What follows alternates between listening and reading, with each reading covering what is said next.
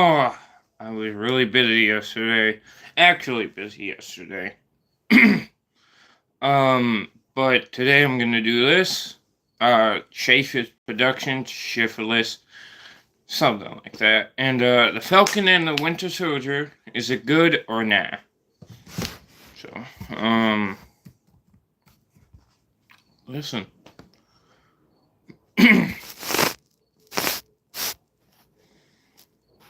Okay. Funding for schaffrillas is provided by Squarespace, the sponsor of today's video. From websites and online stores to marketing tools and analytics. Oh, I need something to drink.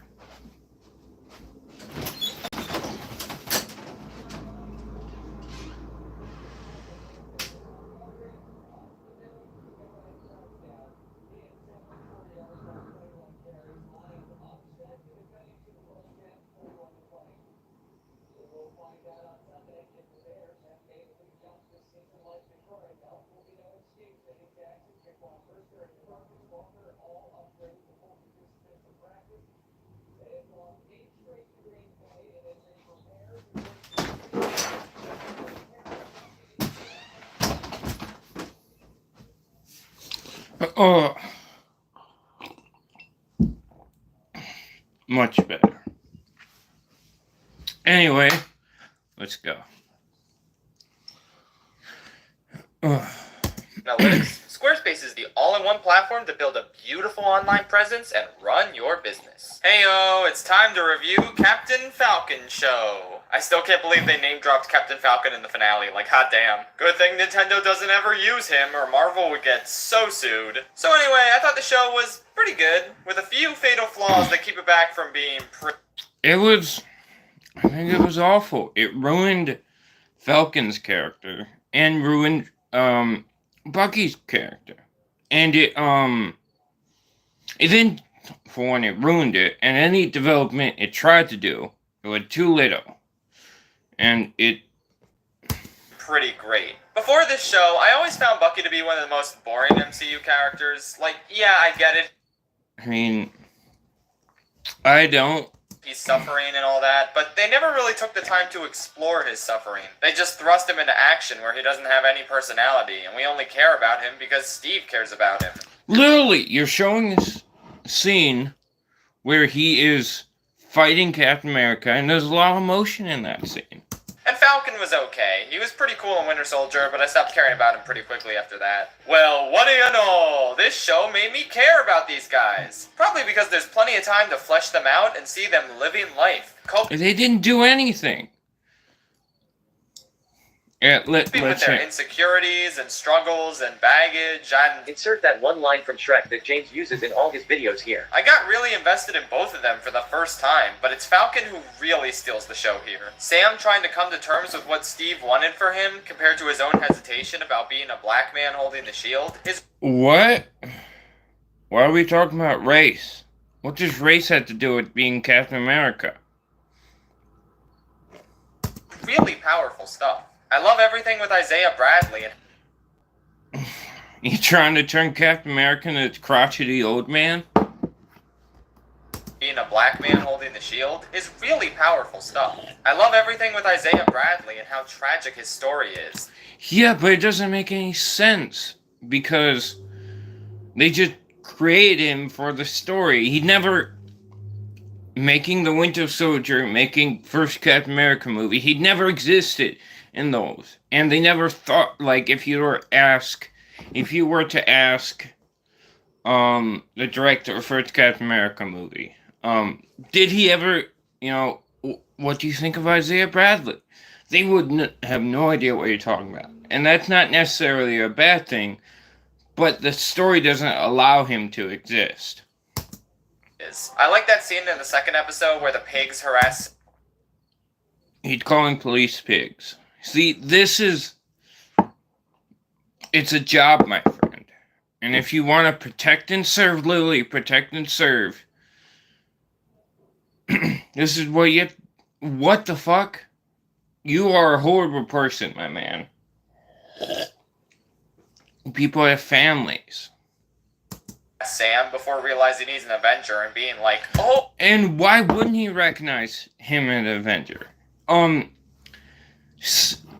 Sam is probably a lot more famous than Anthony Mackie will ever be.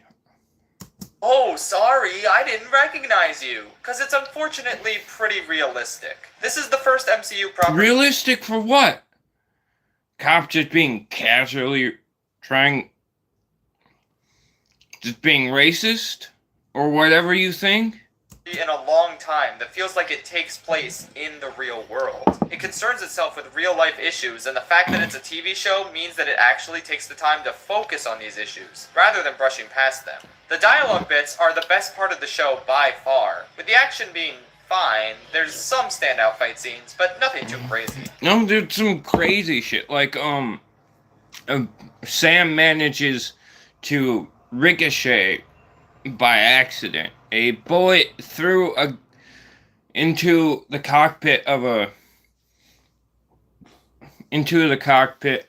plane.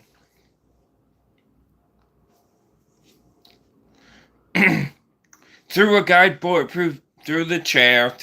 bulletproof vest and kills him. Twice he does.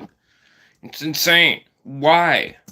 It was better than WandaVision's action scenes, that's for sure. Zemo was a really fun addition, and he stole every scene he was in. Sharon was kinda dumb, considering they kinda reinvented her entire character without any hint as to how she became this new person. The reveal that she was the power broker is seriously the lamest, most predictable shit ever, and it amounted to nothing by the end. I don't know why they bothered. Don Cheadle showed up for 5 minutes, and that was pretty epic. Carly was okay. I like how she feels like a real... Carly was this insane clown person. It's like we are insane clown person that expects everything to happen right now and doesn't have any patience.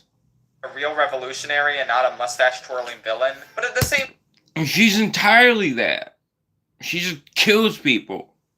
time, she's not really that compelling of a threat. Especially not compared to John Walker, who this show really fucking drops the ball with. Throughout the first 5 episodes, I loved hating this guy. Why? He was unironically good character. He helped Sam and Bucky tons of times. And he was respectful. You know, him and Battlestar were really nice to each other. You know, they were cool buddies. And I can't remember the last time I got this invested in hating a fictional character, because he's such an asshole. That being said, if you're one of those fucking moron degenerates who decided to harass the actor that plays him because you didn't like the fictional character, then fuck you, go touch some grass. As the season continued on, I started seeing Walker more and more as the main antagonist compared to Carly. And I figured that's where the season was going. He would kill her and have to be taken down because he's gone insane thanks to the super serum making him worse. I mean, why does everyone think the super serum makes you worse? It just gives you more power. That's literally it. But he's a wonderful guy, and I can't say more. I mean, the ending of episode 4, holy shit. They literally killed his friend. Okay? Ooh. He just got angry because the bad guys start killing people, so he kills them, and that makes him a bad guy. What the fuck? That was wild, and I didn't know how they could top that. Well, they didn't. John Walker just decides in the final episode that he's gonna be a good guy. Literally, he drops his shield and starts helping people, and he doesn't seem mad in the slightest that Sam is the new Captain America. What the fuck happened. The weird thing is, they redeemed him in the exact same way I wanted Prince Charming to be redeemed in Shrek the Third. Quacking crazy coincidence, Jimbo. See, I wouldn't mind John Walker being redeemed so much if they actually showed his redemption taking place. Episode 5 was just an hour of Sam and Bucky vibing, and honestly it was a really good episode. But if that episode also included John Walker coming to terms with the fact that he didn't deserve to be Captain America, then He entirely deserved to be Captain America. He was a great person. And everybody just hated because he killed a person that killed his friend. Sudden shift in character would be fine. They honestly made him too unlikable for his own good if the plan was to redeem him. It would have made so much more narrative and Okay, you just hate good people, I guess. sense if he was the one to kill Carly, not fucking Sharon, who gets no repercussions from Sam for this, despite how big of a deal. Sam just helps the main villain while Sharon's over there dying. Who gives a fuck about Carly? He makes out of Carly's death. They really botched both Walker and Sharon's characters, and it drags down what's otherwise a decent enough finale. I actually like Sam's speech to the senators, and I like how it still felt applicable to the real world. It's just like, do better. That's it. There's no wisdom behind it. He just kept saying, just do better. That doesn't help anyone. The fact that the catalyst for all this happening was the big purple man collecting magic rocks. It's cool to see the MCU taking an insane cosmic event like half the universe dying and coming back, and showing us what its repercussions would be for ordinary people. When Sam applies for a bank loan and he can't get it because he didn't have any activity over the past 5 years. That doesn't make any sense either. He knows he was dead. Was dead? Yeah, that feels like something that would happen in the real world. Overall, I thought this series was neat, and it warranted being a series rather than a movie by taking the time to humanize its protagonists and give them some well-deserved endings. I wouldn't mind a season 2, since I'd love to see more of Sam and Bucky working together. Though honestly, who the f*** wants to see John Walker return as a good guy? Is there a single person that wants that? Does anyone want to root for this man? Whatever. Yeah. It's a good show. Could have been great if certain elements of the finale weren't entirely botched, which sounds a lot like WandaVision, huh? I mean, this show's finale was better than WandaVision's finale, and so was the show as a whole, I'd say. I'll give it a 7 out of 10. It had its great moments, but it didn't quite stick the landing. I did like the part where Bucky tricked the Flag Smashers by hacking into their app and getting them to come to the wrong location. They probably shouldn't have trusted that app and should have used their own website in order to communicate with each other. But is there a great service that could have made such a website? Why, yes indeed there is, and that service is called Squarespace, thank you very much. Squarespace is a fantastic, intuitive online website builder.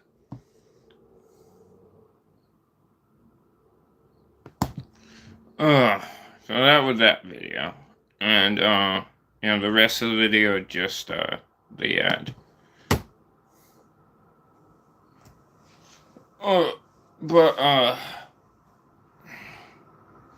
Okay, I gotta go. Like, subscribe, and comment.